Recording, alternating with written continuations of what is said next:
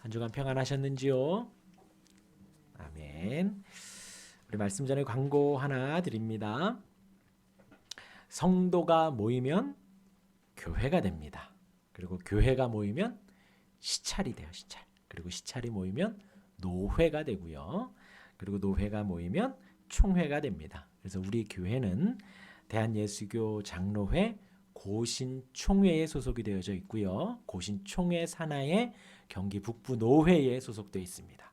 그리고 경기 북부 노회 산하에 동부시찰, 동서남북, 동부시찰, 서부시찰, 남부 북부시찰 이렇게 있는데 우리는 동부시찰에 소속이 되어져 있습니다. 그리고 동부시찰 안에 15개 교회가 있고 얼마 전에 우리 교회가 설립 예배를 드린 것입니다.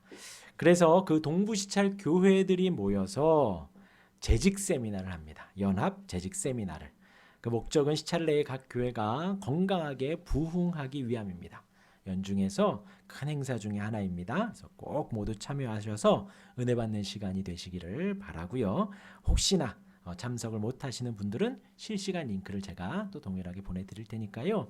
어디에 계시든지 함께 동참하셨으면 좋겠습니다. 또 이따가 또 자세히 또 광고 한번 더 드릴게요.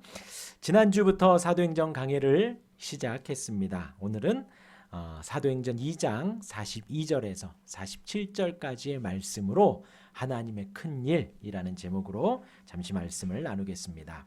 하나님께서 예수님을 다시 살리시고 많은 제자들에게 보이셨습니다. 예수님은 하나님의 나라의 일을 말씀드렸지요.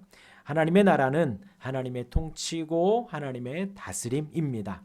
그러면서 이스라엘 나라의 회복이 이때입니까? 라고 묻는 제자들에게 그 시와 때는 너희가 알 바가 아니라 성령이 임하시면 예루살렘과 온 유대와 사마리아와 땅끝까지 이르러 내 증인이 되라고 하셨습니다. 그 시와 때는 관심 가질 것이 아니라 약속대로 성령이 오시면 예루살렘과 온 유대와 우리 가정과 이 지축동과 덕양구와 경기도까지 우리가 복음을 또 예수님의 증인이 되어야 하겠습니다. 제자들은 그 말씀을 기억하며 마가의 다락방에 모였습니다. 기다리며 유다의 빈자리를 마띠아로 채웠지요. 그것이 지난주의 말씀이었습니다. 오늘 본문 사도행전 2장에서는 하나님의 어떠한 큰 일이 나오는지 한번 살펴보도록 하겠습니다. 그 시작은 사도행전 2장 1절 말씀에 오순절 날이 이미 이름에 그들이 다 같이 한 곳에 모였더니 라는 말씀으로 시작을 합니다. 오순절은 유월절, 예수님이 돌아가신 날이 유월절이죠. 그래서 예수님께서 유월절 어린 양의 그 보혈이 되시는 것입니다. 유월절에 돌아가시고 7주가 지나면 77에 29, 77에 49. 어유, 중학생이에요. 77에 49. 49일이 지나면 오순절이 됩니다. 50일이 되어서 오순절, 그 50일째 되는 날 큰 행사를 한다고 해요. 그래서 유대인의 3대 절기 중에 하나입니다. 유월절, 오순절, 그리고 이제 초막절. 오순절은 그 유월절 기간 동안에 또 처음 익은 보리 곡식단을 제단에 드리는 날로 시작하여서 밀추수로 끝나는 49일간 추수기간 다음 날이기 때문에 77절이라고도 하고 수확한 밀을 가지고 떡을 만들어 제사를 드렸기 때문에 맥추절이라고도 했습니다. 그런데 이날은 그러니까 우리로 따지면은 가을에 하는 추수감사절과 같은 감사의 절기가 되는 거예요. 맥추절, 이렇게 하나님이 과실을 주셨으니까 하나님 앞에 드립니다 하는 그런 큰 절기 중에 하나였습니다. 그래서 6월절에 유대인들이 다 모였지요. 그래서 49일 지나고 오순절까지 있다가 가는 유대인들도 있었던 거예요. 이방에 살다가 이렇게 들어오면.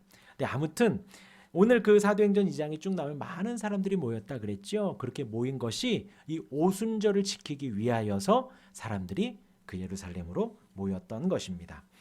그때에 하늘로부터 급한 바람 같은 소리가 납니다. 태풍이 부는 날 창문을 조금 열면 휙 소리가 나지요. 그 소리가 많이 들립니다. 그리고 또 아파트 사이에서는 바람이 더 세게 부는 것 같기도 하고요. 나무가 흔들려도 바람 소리가 난다고 하지요. 하나님이 성령으로 임하시는 그 바람 같은 큰 소리가 났다는 거예요. 그리고 불의 혀처럼 갈라지는 것이 보였다라고 합니다. 다 성령의 충만함을 받게 됐다라고 성경은 기록을 하지요. 성경에서는 하나님의 임재를 불이 보이는 것처럼 묘사한 부분이 많이 나옵니다. 모세가 가시나무 떨기 앞에서 그 불을 보고 하나님의 음성을 들었지요. 그리고 애굽으로 향합니다. 이스라엘 백성들이 광야에서 구름 기둥과 불 기둥을 따라서 머무르기도 하고 행진하기도 했습니다. 그래서 성령이 임함을 지금 불과 같이 임하였다라고 표현을 하였습니다. 우리가 주목할 것은 두 가지 있습니다. 하나는 예수님이 약속하신, 승천하시면서 약속하신 그 약속이 성취되었구나 하는 것입니다. 그 언약이 이루어진 거죠. 예수님은 하나님이십니다. 하나님이셔서 태초에 하나님이 말씀으로 온 세상을 지으신 것처럼 이 땅에 오셔서 말씀으로 치유하시고 회복하시고 말씀으로 가르치셨지요. 그리고 승천하시기 전에 말씀으로 약속하셨습니다. 내가 올라가면 보혜사 성령이 너희에게 오시리니. 그리고 그 약속이 오순절에 그대로 성취되고 이루어진 것입니다. 그리고 또 하나 우리가 주목할 것은 이 제자들의 마음과 상태라는 것입니다. 우리는 단순히 생각을 하면 예수님이 부활하셔서 40일 동안 가르치시고 승천하시면서 이들이 12명의 사도들과 120명의 제자들이 모여서 열심히 기도하니까 성령님이 임하셨구나. 우린 단순히 이렇게 생각을 할 수 있습니다. 그런데 우리가 성경의 흐름을 보면은요, 하나님께서 약속하시고 약속을 이루시고 그 이어가시는 가운데 중요한 것은 사람의 공로는 하나도 없다라는 거예요. 아담과 하와가 범죄하였지요. 하나님으로부터 가죽옷을 하사받아서 입을 때에 아담과 하와가 눈물을 흘리며 무릎을 꿇고 펑펑 울면서 회개하고 자복하였더라. 그런 말은 나오지 않습니다. 그냥 하나님이 옷 주시고 입혀 주시고 여자의 후손에서 원수의 머리를 깨부술 거다. 하나님이 구원하실 거라는 약속을 그냥 주신 거예요. 하나님께서 노아에게 홍수를 멸하시고 120년 동안 방주를 짓지요. 당시 모든 이들이 노아의 말을 듣지 않습니다. 그러나 하나님은 노아를 구원하셔서 새로운 인류를 시작을 하시는 거예요. 거기 모인 노아의 가족 외의 모든 인류가 그 노아를 통하여 복음을 듣고 하나님의 심판의 메시지를 듣지만 회개하거나 돌이켰거나 그러한 말씀은 나오지 않습니다. 지금 사도들과 제자들은 어떠한가요? 이들의 마음 상태가 어떠할까요? 예수님이 잡히셨을 때에 또 예수님이 채찍 맞으시면서 십자가를 지고 쓰러져가는 모습을 볼 때에 또 예수님이 잡히시고 재판받으시는 중에 누명으로 거짓으로 고통당하셔서 한가운데에서 그 재판을 받으실 때 군중들은 저를 십자가에 못 박으라 라고 외칠 때에 아무도 손을 들어 예수님은 그런 분이 아닙니다 했던 사람이 한 명도 없습니다. 단 한 사람도 없다는 거예요. 우리가 요한복음을 보고 있지요. 예수님께서 예루살렘에 입성했습니다. 사람들이 호산나 외쳤어요. 이스라엘의 왕이시여, 다윗의 왕이여, 호산나, 우리를 구원하소서 막 외쳤습니다. 기쁨으로 외쳤어요. 그 사람들 아무도 예수님을 옹호하거나 변론하지 않았습니다. 3년 동안 따라다녔던 이 제자들은요, 예수님이 잡히신과 동시에 쫙 흩어졌죠. 가장 믿었던 베드로조차도 그때 당시에 하찮은 어린 소녀에게 벌벌 떨면서 나는 저 사람과 아무 상관이 없다라고 변명하기에 급급했지요. 이 제자들과 사도들의 마음이 어떠할까라는 거예요. 그런데 예수님이 그러한 제자들과 사도들, 그러한 사람들 사이에서 약속하신 하나님의 약속하신 예수님이 약속하신 그 보혜사 성령을 지금 그 상태에서 보내주셨다는 거예요. 지금 예수님이 하신 거라고는 부활하시고 제자들에게 나타나셔서 평강이 있을지어다. 근데 내가 따랐던 선생님이 아주 돌아가시고 그 가운데서 본인은 한마디도 못했던 그들이 평강이 있을지어다. 한마디의 마음이 평안해질까요? 그렇게 아까 말씀드린 대로 닭이 울고 후회했던 베드로예요. 베드로는 어떻게 했어요? 후회하고 땅을 치고 후회하고는 다시 물고기를 잡으러 가지요. 다시. 3년 동안 예수님을 따라다녔는데 그 예수님이 허망하게 죽으시고 자신은 예수님을 배반하며 그 여종 앞에서 부인했던 베드로입니다. 가장 인생의 밑바닥을 아마 쳤을 거예요. 그런데 예수님은 그 베드로를 찾아가십니다. 베드로가 예수님께, 하나님께 내가 예수님께 그렇게 큰 잘못했네요, 뭐 회개했다거나 그런 말이 없어요. 그냥 예수님이 베드로를 찾아가신 거예요. 그리고 요한복음 21장 12절에 와서 조반을 먹으라. 밥을 먹이시지요. 제가 이걸 준비하면서 울컥하더라고요. 제자들은 지금 마음에 시리하고 상실되어져 있고 그리고 또 배반을 했고 배신했다라는 마음에 얼마나 마음에 어려움이 있었겠어요.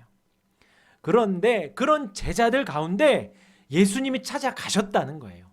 그들이 회개하거나 돌이키거나 잘못했습니다, 앞으로는 다시는 그렇게 살지 않을게요, 그런 말을 듣고 가신 것이 아니라 그냥 그 상태에서 예수님이 찾아가셨다는 거예요. 그리고 다른 말 듣지 않고 밥 차려주고 밥 먹어. 예수님이 그러셨을까요? 도끼 눈 뜨고 너 베드로 너 이랬지. 제자들 보고 너 도망갔지? 일로 와 밥 먹어 라고 하셨을까요? 예수님은 나타나셔서 평강이 있을지어다. 와서 조반을 먹으라. 아주 인자한 음성을 흘리셨을 것입니다. 그리고서는 3번을 물으십니다. 요한의 아들 시몬아, 내가 나를 사랑하느냐? 내가 나를 사랑하느냐? 내가 나를 사랑하느냐? 베드로의 말을 듣고는 그럼 됐다. 이제 내 양을 먹이라. 우리 주님 정말 멋지시고 정말 인자하신 분이십니다. 주님의 사랑은 정말 끝없는 사랑인 것 같아요. 자신을 배반했던 이들을 찾아가서 그들에게 평강을 전하고 나를 사랑하느냐? 그럼 됐다 하시면서 죄를 사해 주시고 더하여 내 양을 치고 먹이라 라고 말씀하십니다. 지금 성령님이 제자들 가운데 120문도들에게 마가의 다락방에 임하신 그 사건이 이와 같다는 거예요. 그들이 한 일은 주님의 명령을 받고 기다린 것뿐입니다. 기다리며 맞대야를 세우고 기다리며 기도했겠지요. 근데 그들의 정성에 치를 친다면, 그걸 수치로 표현한다면 그것이 과연 성령님이 오실 만큼의 수치가 되겠느냐라는 거예요. 부족한 사람들이 그 자리에 모여 있는데요. 그런데 성령 하나님은 그 시점 속에 왔다는 거예요. 마음이 상실되어져 있는 그 시점에, 아직 회개하지 않은 그 시점에, 나름 자기에게 실망하고 주님을 따랐던 사람들이다, 그 말씀 앞에 호산나 외쳤던 사람들, 그러나 이제는 배신하고 배반했던 그들 가운데 성령 하나님이 임하셨다라는 것입니다. 그것이 우리가 기억해야 할 것이에요. 지금 이 자리에 우리가 앉아있지요. 하나님을 예배합니다. 하나님 아버지를 예배하며 예수 그리스도의 공로를 힘입어 하나님께 담대하게 아버지라 부르고, 우리가 찬송의 한 곡조 한 곡조를 진심으로 올려드리고, 또 말씀을 읽으며 한 구절 한 구절 한 단어 한 단어에 아멘 아멘 합니다. 그런데 그렇게 할 수 있는 것이 바로 이 성령 하나님이 오셨기 때문입니다. 그러기에 예수님이, 성령님이 우리의 마음의 문을 두들길 때에 우리는 마음을 열 수밖에 없는 거예요.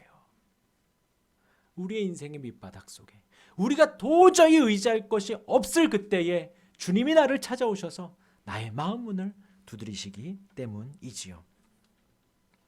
그 성령님이 오셔서 어떠한 큰 일을 하십니까? 21절과 38절입니다. 제가 읽어드리면요. 사도행전 2장 21절에 누구든지 주의 이름을 부르는 자는 구원을 받으리라.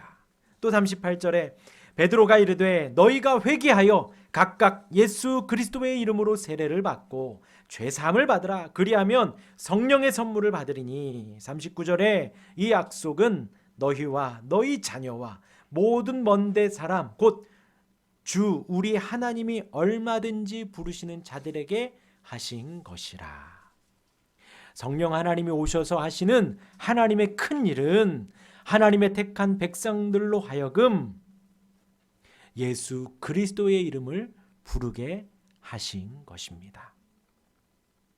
구약에서는 성령 하나님의 임재가 그 역사가 부분적으로 일어났습니다. 그러나 이제 오순절에 성령 하나님이 오시고 나서는 예수님의 승천 후에 약속대로 오신 성령 하나님의 임재는 그 모든 것을 바꿔 놓으신 거예요. 그래서 전능하사 천지를 만드신 하나님을 우리가 고백을 합니다.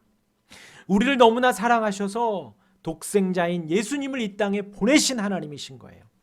또 보내심을 받아 하나님이신 그분이 하나님의 모든 영광을 버리고 이 땅에 오셨어요. 우리를 너무나 사랑하셔서 죄 없으신 그분이 고난을 받으셨습니다. 십자가에 죽으셨습니다. 3일 만에 부활하셔서 하나님 보좌 우편에 앉아 계십니다. 여기까지가 성자 하나님의 큰 사역이죠. 성부 하나님의 큰 사역입니다. 아들을 보내신 또 성자 하나님 이 땅에 오셔서 십자가를 지신 큰 사역입니다.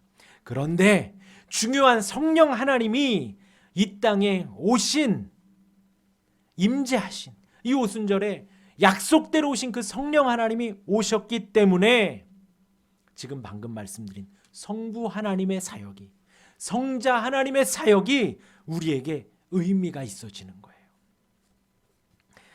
우리를 향한 전능하신 하나님의 사랑, 우리를 향한 성자 하나님의 희생과 죽으심, 또 죽음까지 정복하신 성자 하나님의 놀라운 승리를 우리에게 알려주시고 깨닫게 하시고 체험하게 해주시는 분이 누구냐? 성령 하나님이시라는 거예요. 이제 우리는 예수님이 그러했던 것처럼 하나님을 아버지로 부를 수 있게 되는 것입니다. 우리는 그냥 하나님 아버지 하니까 그냥 하나님 아버지인 것 같지만 예수님이 이 땅에 오셔서 하나님 아버지 하셨기 때문에 우리도 하나님 아버지라고 할 수 있는 거예요. 우리의 죄악된 모습 속에서 예수 그리스도의 공로와 희생과 죽으심을 바라볼 수 있게 된 거예요. 성령 하나님의 이 땅에 오심 때문에. 이제 이러한 은혜가 유대인들에게만 국한되어져 있었는데 이방인들에게 전해졌고 또 그 유대인들에게 비하면 우리는 동쪽 저끝 변방에 있는 아주 작은 나라예요. 우리에게까지도 그 은혜가 오게 된 것입니다. 하나님의 사랑과 예수 그리스도의 희생과 죽음이 성령 하나님이 오시지 않았다면 우리가 알 수 없다는 거예요. 우리가 깨달을 수 없다는 것입니다. 우리가 체험할 수 없다라는 거예요. 하나님의 그 임재하심 속에 방금 말씀드린 그 기적과도 같은 일들이 일어난 것입니다. 또 하나의 하나님의 큰 일은 이렇습니다. 거기에 많은 사람들이 모였습니다. 아까 말씀드렸죠? 오순절. 그 절기를 지키기 위해서 경건한 유대인들이 유월절서부터 머무르기도 했고 또 주변에서 오기도 했습니다. 또 하나의 하나님의 큰 일은 거기 모인 모든 사람이 하나가 된 것이다라는 거예요. 성령의 충만을 받고 다른 언어들을 말하기 시작을 하는데 이 갈릴리 사람들이 유대 사람들이 각 지역에 있는 사람들의 말로 들리게 말한다는 거예요. 그러니까 저는 이렇게 말을 하는데 외국 사람들이, 이 지역 변방에 있는 사람들이 다 알아듣는다는 것이죠. 사도행전 2장 9절과 10절에 보면요, 바데인과 메데인과 엘람인과 또 메소포타미아, 유대와 갑바도기아, 본도와 아시아, 부르기아, 밤빌리아, 애굽과 및 구레네에 가까운 리비아, 여러 지방에 사는 사람들과 로마로부터 온 나그네 곧 유대인과 유대교에 들어온 사람들과 그레데인과 아라비아인들이라. 이것을 지도로 보면 이렇게 지중해가 있고요, 이렇게 이탈리아가 있고 여기에 예루살렘이 있는데요, 방금 언급한 모든 지역이 이 예루살렘을 주변으로 동서남북으로 다 사람들이 이렇게 모인 것을 볼 수가 있습니다. 이들이 듣기를 각 언어로 하나님의 큰일 말함을 듣는다라는 거예요. 성령의 충만함을 받아서 이들이 하나님의 큰일을 향하여서 한 마음이 되고 다 알아들었다라는 것입니다. 이것이 기적이라는 거예요. 하나님의 큰일을 선포하는, 그 일을 알아듣는 것. 이것이 왜 중요하냐면요, 하나님께서 노아를 통해서 새 인류를 시작하셨지요. 그들에게 하나님 또한 새로운 명령을 주셨습니다. 번성하고 땅에 충만하라. 똑같이 생육하고 번성하여 땅에 충만하라고 했습니다. 그런데 그들이 한 일은 바벨탑을 쌓은 일이었습니다. 그 의도도 아주 악하죠. 하늘 끝까지 닿자, 하나님과 같이 되자라는 거예요. 아담과 하와가 선악과를 먹은 것이 하나님과 같이 되게 하려고 했던 것처럼 노아를 통하여 새로운 인류가 시작이 됐는데 그들 또한도 바벨탑을 쌓으며 하나님과 같이 되려고 했던 거예요. 그때 하나님이 내려오셔서 백성들을 사방으로 흩으십니다. 그렇죠?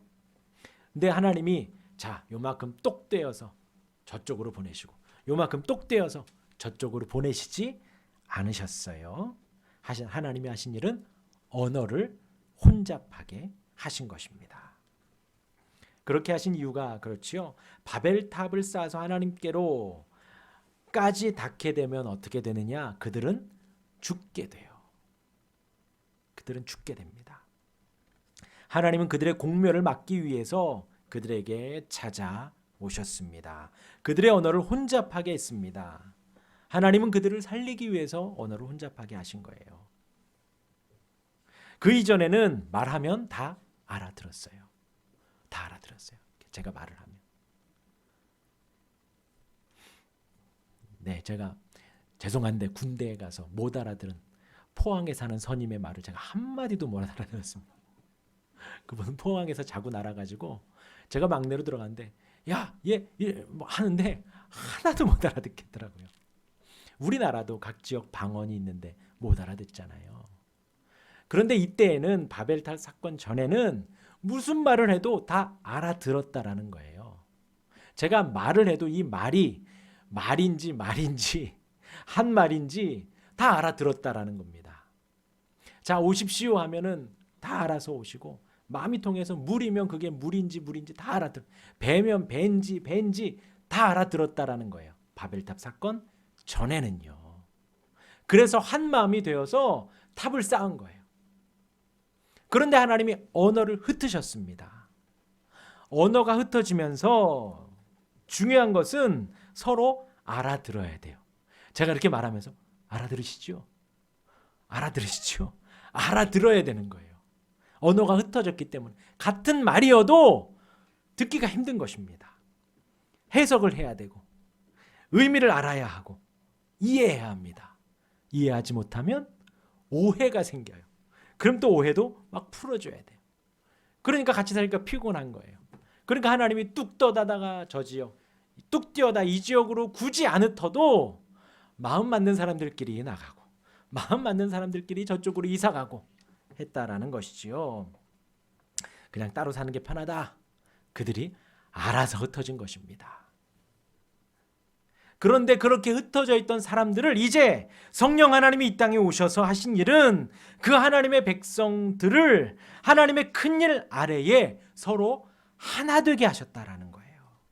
서로 알아듣게 하시고 서로 마음이 통하게 하셨다라는 것입니다. 예루살렘을 중심으로 모인 이들이 그렇게 한 마음 한 뜻이 되었다는 것이죠.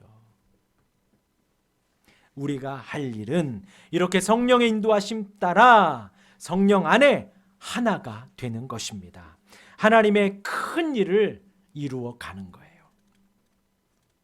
그리고 오늘 주보에 실린 본문을 한번 읽어보겠습니다. 우리 42절부터요. 같이 한 목소리로 읽겠습니다. 시작.